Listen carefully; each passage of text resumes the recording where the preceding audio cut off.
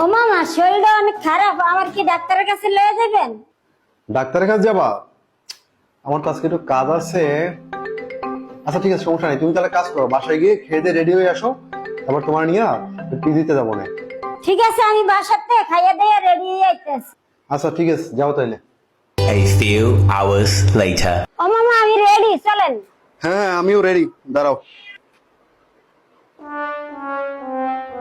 ইন্নালিল্লাহ।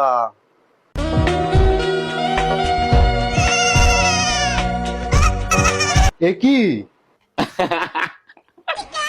কি মামা? তুমি কি ডাক্তার দেখাতে যাবা? হ্যাঁ মামা, কেন? এ কি সাজ দেছো?